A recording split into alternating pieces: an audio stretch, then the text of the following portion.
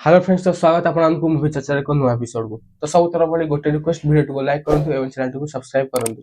तो आज हम नहीं आइछु गंडा भर ट्रेलर रिव्यू, कारण मूवी रिलीज हबो रथयात्रा को ଟିକେ ଲେଟ୍ ହେଇଯାଇଛି ହେଲେ ଆମେ ଟ୍ରେଲର ରିଭ୍ୟୁ ଆଣିଛୁ କାହିଁକି ନା ଆମେ କହିଛୁ ସବୁ ଛୋଟ ବଡ ମୁଭି ଆମେ ଯାହା ବି ହେଲେ ମୁଭି ଚର୍ଚ୍ଚାରେ ସପୋର୍ଟ କରିବୁ।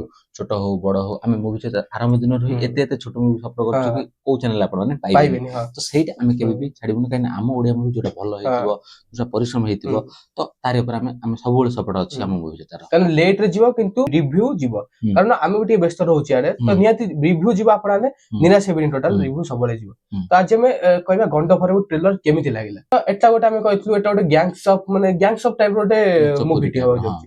ତ ୟା ଦେହରେ ଦେବାଶିଷ ସାର୍ ଅଛନ୍ତି ସରପଞ୍ଚ ଅଛନ୍ତି, ଇଲେକ୍ସନ ଅଛନ୍ତି, ସରପଞ୍ଚ ହେଲା ମାନେ ତାଙ୍କ ବିରୁଦ୍ଧରେ ବି ଲୋକ ରହିବେ। ତ ପଲିଟିକାଲ ଥ୍ରିଲର ମୁଭି ଟିକେ ଲାଗୁଛି। ଆଉ ପୁରୀରେ ଖାସ କରି ବେଶ ପୁରୀରେ ବେସିକାଲି ବହୁତ ମୁଭିର ମାନେ ସୁଟିଂ ହଉଛି, ଆଉ ଏଇ ଟାଇପ ର ଷ୍ଟୋରି ହଉଛି। ଯେହେତୁ ଗ୍ୟାଙ୍ଗସ ଅଫ ପୁରୀ ଓଡିଶାର ଗୋଟେ ସବୁଠୁ ବଡ ସିରିଜ, ଫେମସ ସିରିଜ, ତ ସିଏ ବି ଗୋଟିଏ। ଆଉ ବି କିଛି ମୁଭି ଅଛି ଯେମିତି ପୁରୀରେ ସୁଟିଂ ହେଇଛି। ତ ଆମେ କହିବା କଥା କି ସବୁ ଠିକ ଅଛି, କିନ୍ତୁ ଏଟା ଯଦି ଅଲଗା କୋଉଠି ମାନେ ସୁଟିଂ ହେଇଥାଏ, କାରଣ ଆମେ କହିଛୁ ଏଭଳି ଗ୍ୟାଙ୍ଗସ ଅଫ ପୁରୀ ଅଛି, ତ ତା ଭାଇବ ଟିକେ ଆସୁଛି। ଆଉ କେକେ ସାର୍ ଯିଏ ଗୋଟେ ବଢିଆ ଆକ୍ଟର, ଖାଲି ଭିଲେନ ନୁହଁ କମେଡି ବି ସେ ଭଲ କରିପାରନ୍ତି। ପୁରୀ ହଉଛି ଆମ ପ୍ରଭୁ ଶ୍ରୀ ଜଗନ୍ନାଥଙ୍କ ଇଏ। ଆମର ଆମେ ପୁରୀ ମାନେ କଣ, ଆମେ ପୁରୀ କଥା ନେଇ କିଛି କହୁନା, ଆମେ କହୁଛୁ କି ସୁଟିଂ ଲୋକେସନ ଟା ଟିକେ ଚେଞ୍ଜ ହେଲା। ପୁରୀ ତ ଆମର ତ ମେନ୍ ପୁରୀ ଆମର ତ ମେନ୍, ଆମ ପ୍ରଭୁ ଶ୍ରୀ ଜଗନ୍ନାଥ ଅଛନ୍ତି। ଆମେ କହୁନି କି ହଉଛି ଭୁଲ ବୋଲି, ଆମେ କହୁଛୁ ଭାଇବ ଟିକେ ସେଇ ଟାଇପ ର ଆସୁଛି। ଅଲଗା ଲୋକେସନ ଟିକେ ଲୋକେସନ ନିହାତି ଷ୍ଟୋରି ସେଇ ବେସରେ ଅଛି, ଠିକ ଅଛି। ତ ଏଟା ଗୋଟେ ପଲିଟିକାଲ ମୁଭି ହଉଛି, ଯେମିତି ଜାଣିଥିବେ ସରପଞ୍ଚ ଗୋଟେ ଗାଁରେ ତାଙ୍କ ପଛରେ ଲୋକ ବି ଲାଗନ୍ତି, ମାଡ ପିଟି ଚାଲେ, ତ ସେଇ ଟାଇପ ର ହବାକୁ ଯାଉଛି। ତ ୟା ଦେହରେ ସବିଶେଷ ସାର୍ ଦି ଜଣଙ୍କୁ ଭଲ ପାଉଛନ୍ତି, ୟା ଦେହରେ ଶିବାନୀ ମ୍ୟାମ କୁ ଭଲ ପାଉଛନ୍ତି, ପ୍ଲସ ଆଉ ଗୋଟେ ଝିଅକୁ ବି ଭଲ ପାଉଛନ୍ତି। ତ ସିଏ ଆଉ ଗୋଟେ ଝିଅ ଯିଏ ସିଏ ତାଙ୍କୁ କହୁଛନ୍ତି ତମେ ମତେ ଧୋକା ଦେଲ, ଚିଟ୍ କଲ। ଆଉ ଶିବାନୀ ମ୍ୟାମ କୁ ସିଏ ବୋଧେ ବାହା ହେଇଛନ୍ତି। ତାଙ୍କର ଏଇ ଗୋଟେ ଜିନିଷ ତାଙ୍କର ଫିଲ୍ମରେ ବେଶୀ କଣ ହାଇପ୍ ଆସୁଛି କି ତାଙ୍କର ଟ୍ରାନ୍ସଫରମେସନ ଅଛି। ଗୋଟେ ସମୟରେ ସେ 20 କିଛି ବଢେଇଛନ୍ତି, ପୁଣି 20 କିଛି କମଉଛନ୍ତି। ଲୁକ୍ ଦି ତିନିଟା ଲୁକ୍ ଅଛି, ଗୋଟେ ହ୍ୟାଣ୍ଡସମ ଲୁକ୍ ଅଛି, ଗୋଟେ ଖନା ହେଲା ଭଳିଆ ଗୋଟେ କଥା କହୁଛନ୍ତି।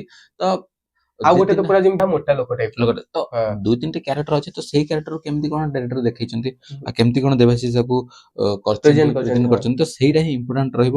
ଆଉ ପଲିଟିକାଲ ଥ୍ରିଲର ମୁଭି ପୁରା ଜଣା ପଡୁଛି, ଆକ୍ସନ ବି ଅଛି ୟା ଦେହରେ ଭରପୁର। ତ ଟ୍ରେଲର ଟା ଏଇଟା ଥିଲା, ତ ଟ୍ରେଲର ଟା ପ୍ରମିଜିଂ ଲାଗୁଛି। ଆଉ ଦେବାଶିଷ ସାର୍ କେମିତି କଣ ପୋର୍ଟ୍ରେ କରୁଛନ୍ତି ନିଜ କ୍ୟାରେକ୍ଟରକୁ, ସେଇଟା ଦେଖିବାର ଅଛି।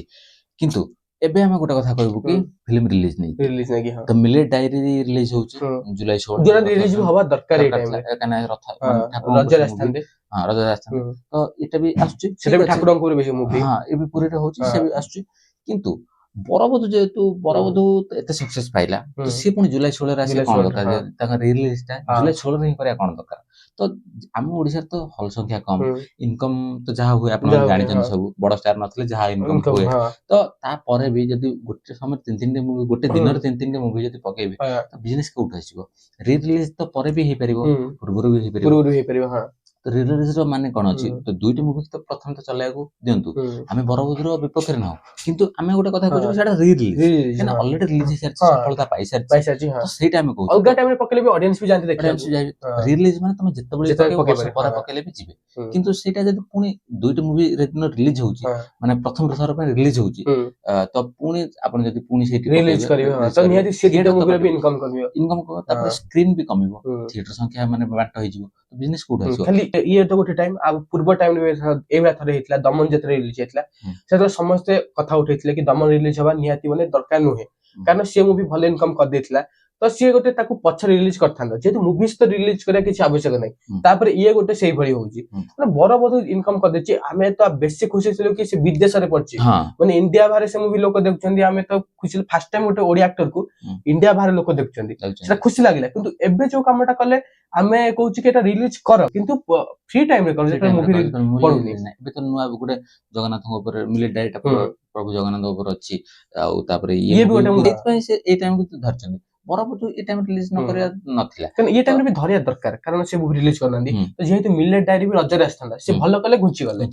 ସେ କାହାଣୀ ବି ଠାକୁରଙ୍କ ଉପରେ ବେଶ ଅଛି, ତ ସେଥିପାଇଁ ସେମାନେ ଆସୁଛନ୍ତି ରଥଯାତ୍ରା। ସେ ବି ଠିକ ଅଛି, କାହିଁକି ନା ଗତ ଥର ଏମିତି ନବକଳେବର ରଥଯାତ୍ରା ଭଲ ବି ଇନକମ କରିଥିଲା, ବଢିଆ ଇନକମ କରିଥିଲା। ତ ଠିକ ଅଛି, ସବୁ ଯୋଉ ଟାଇମରେ ଯୋଉଟା ରିଲିଜ ହେଲା ଭଲ ଇନକମ କରିବା ଦରକାର, ଖାଲି ରଜ ଦଶହରା ନୁହଁ। କିନ୍ତୁ ତା ସହିତ ଯୋଉ ରି ରିଲିଜ ଟା, ସେଇଟା ଟିକେ ମାନେ ଆମକୁ ଭଲ ଲାଗୁନାହିଁ।